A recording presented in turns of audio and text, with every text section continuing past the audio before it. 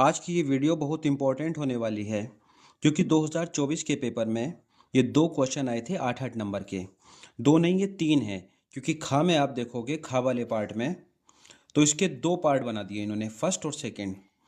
पहला सवाल समाकलन का है और ये दीर्घवृत्त एक्स स्क्वायर बटे ए स्क्वायर प्लस वाई स्क्वायर बटे बी स्क्वायर बराबर 1 से घिरे भाग का क्षेत्रफल ज्ञात कीजिए।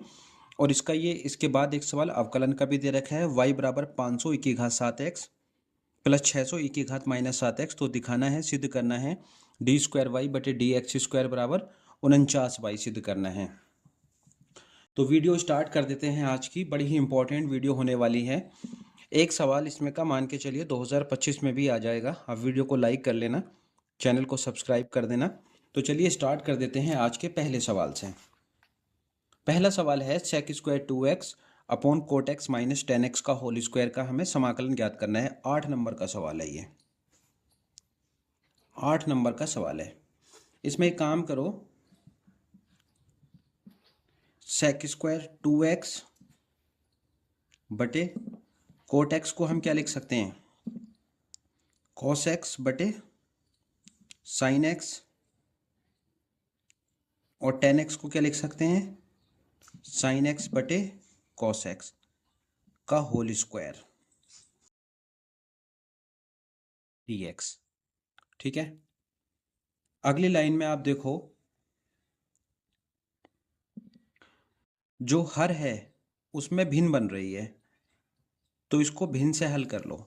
कॉस एक्स इधर आ जाएगा, कॉस स्क्वायर एक्स हो जाएगा, साइन एक्स की मल्टीप्लाई हो जाएगी, साइन स्क्वायर एक्स हो गया, अपोन में कितना है, sine x into cos x.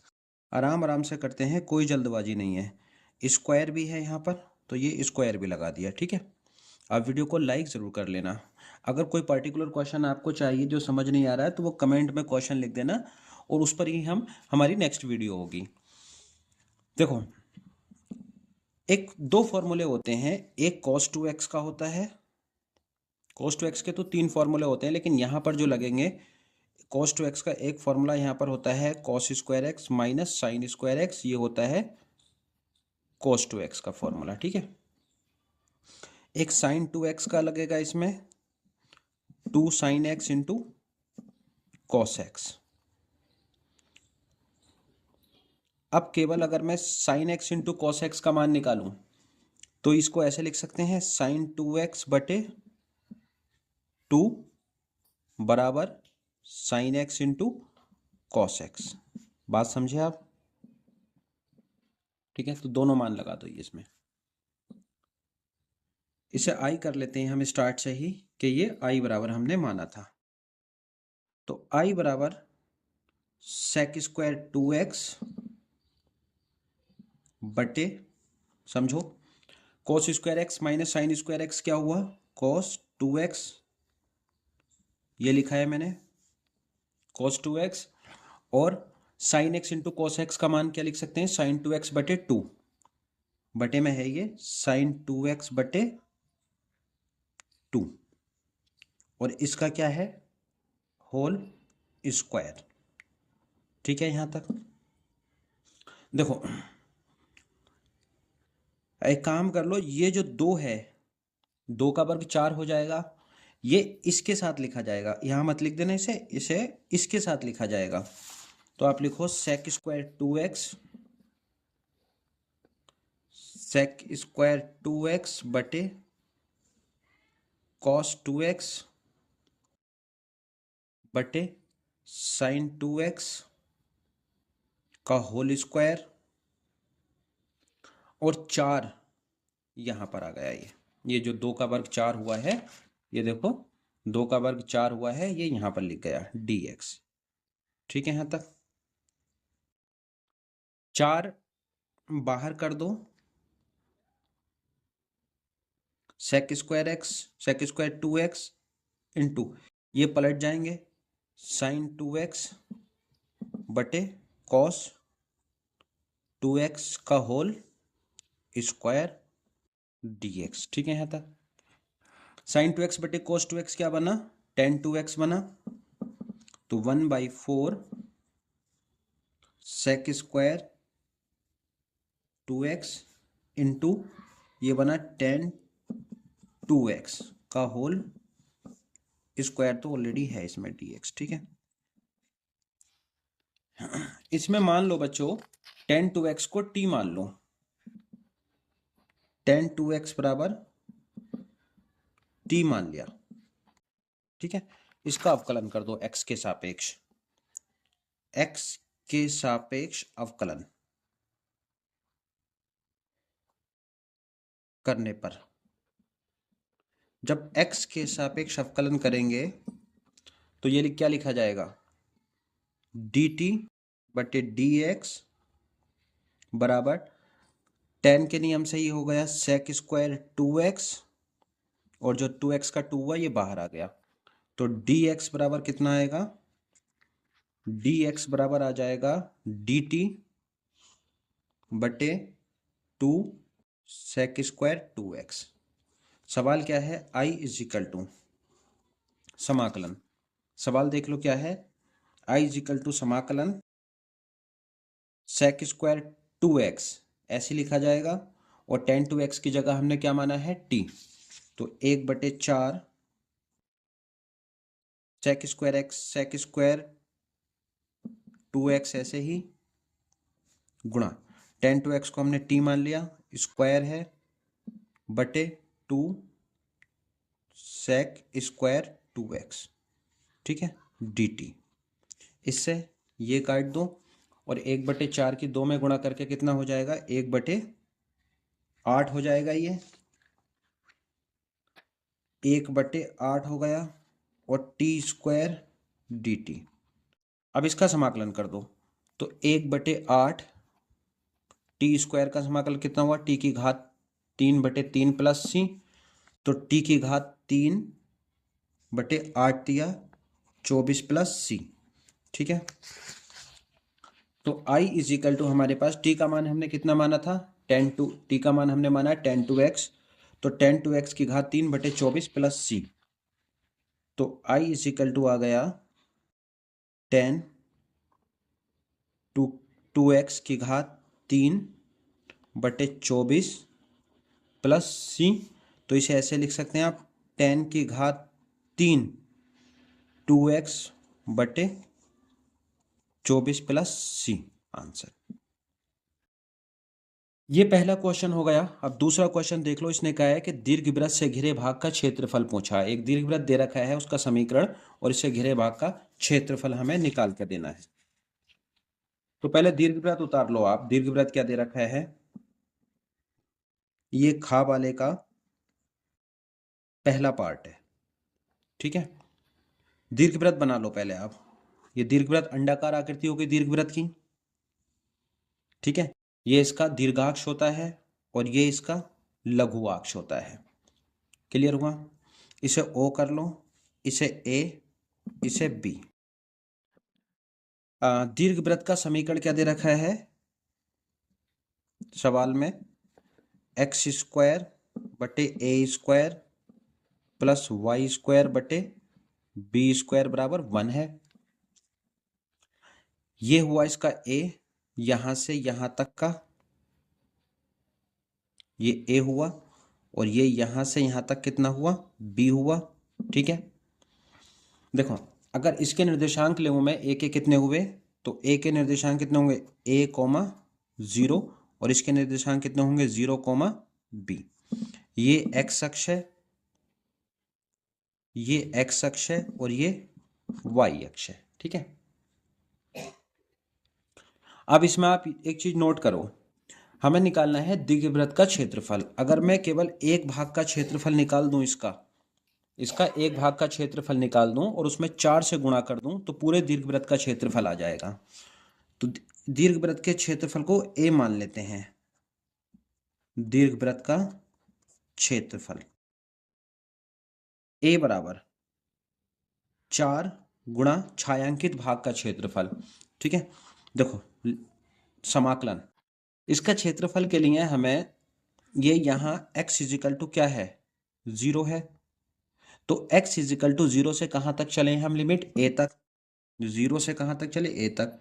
जब x एक्सिस पर हमने लिमिट ली है, तो y का मान हमें यहाँ से लेना पड़ेगा, ये वाली वैल्यू हमें लेनी पड़ेगी, तभी क्षेत्रफल निकालेंगे। और ये वैल्यू किसकी है आप देखो पर को, y की। तो y dx ये क्षेत्रफल हो गया, पूरे का हो गया ये। अगर इतना लेते तो छायांकित भाग 4 से गुणा कर दी तो पूरे का क्षेत्रफल। हमें y का मान निकालना है, सूत्र हमने बना दिया। अब हमें यहाँ से y का मान निकालना है। दीर्घवृत्त का समीकरण क्या है, एक्स स्क्वायर बटे ए स्क्वायर प्लस वाई स्क्वायर बटे बी स्क्वायर बराबर 1 है।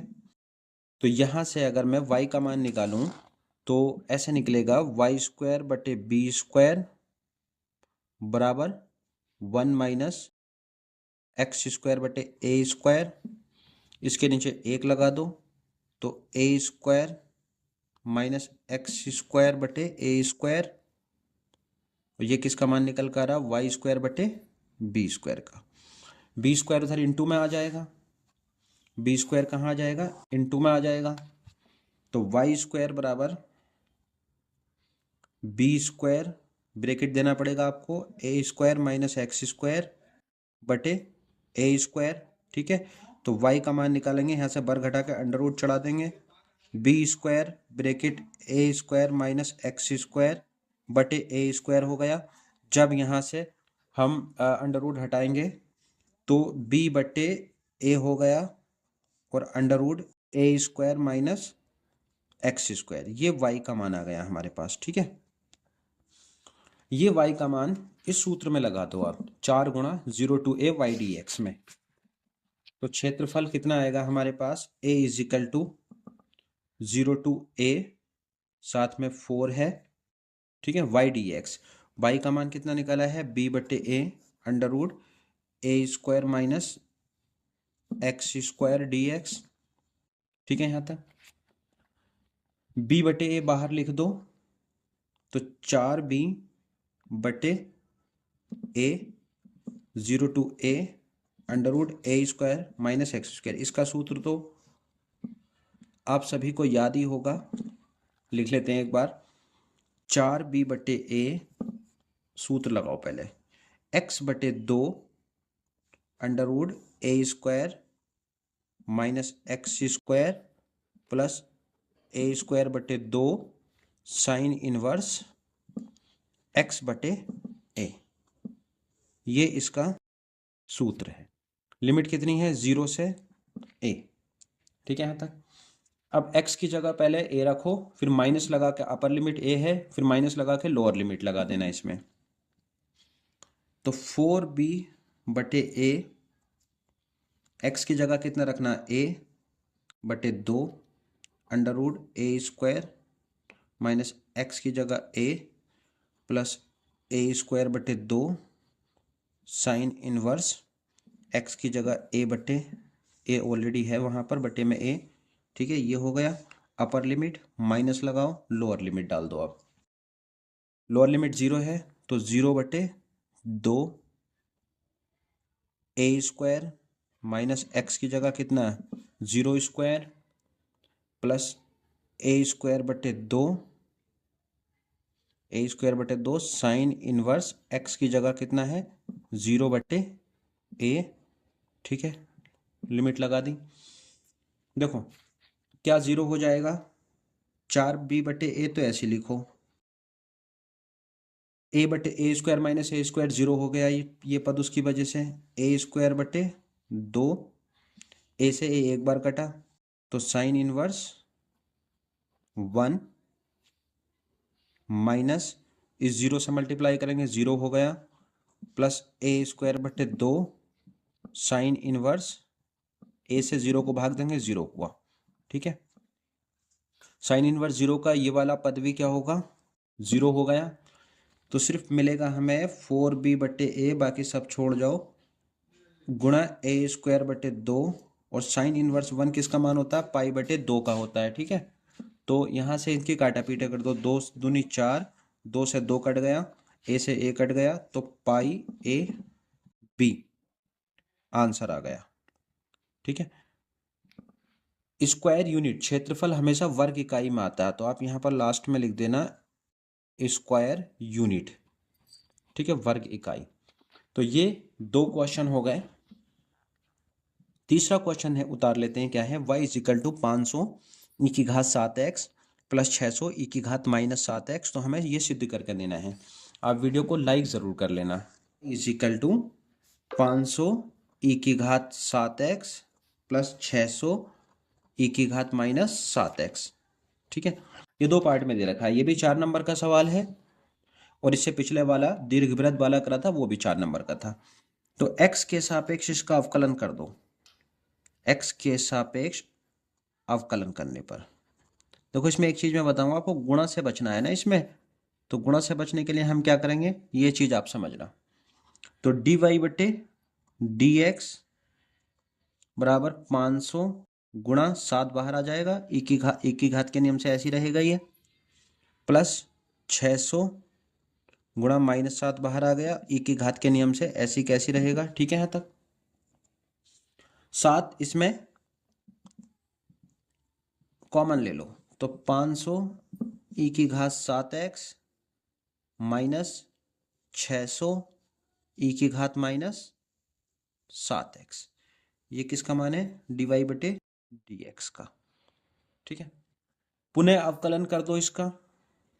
पुनः अवकलन करने पर, पुनः अवकलन करने पर, ठीक है, तो d2y अपॉन dx2 हो गया। यहां पर 7 बाहर ही चल रहा है, 500 ऐसी लिखो। फिर से ई की घात 7x का कितना हो जाएगा, 7 ई की घात 7x माइनस 600 ऐसी है, गुणा माइनस 7 और ई की घात माइनस 7x। ठीक है, कर दिया अपना अवकलन। 7 फिर से कॉमन ले लो, तो 49 हो जाएगा यहाँ पर, और 500 ई की घात 7x माइनस माइनस प्लस हो जाएंगे, प्लस 600 ई की घात माइनस 7x। यहाँ पर प्लस 7x है और यहाँ पर माइनस 7x है। ये ध्यान से देखो आप, किसका मान है, ये y का मान है पूरा। 500 ई की घात 7x प्लस 600 ई की घात माइनस 7x, इसका मान है y का। तो 49 और इसकी जगह हमने क्या लगा दिया, y। तो d2y बटे dx2 बराबर कितना आ गया, 49y। 8 नंबर के बच्चों ये 2 सवाल थे, लेकिन इसमें क्या था ना, आप ध्यान से देखो कि दूसरे सवाल को इन्होंने तोड़ा गया 2 पार्टों में। एक तो दीर्घवृत्त से घिरे भाग का क्षेत्रफल पूछा है और दूसरा अवकलन का है। तो तीनों ही सवाल ये कुल मिलाकर काफ़ी इंपॉर्टेंट है। अगर वीडियो आपको पसंद आई हो तो वीडियो को लाइक कर लेना और चैनल को सब्सक्राइब कर लेना। मिलते हैं अगली वीडियो में। Thank you very much.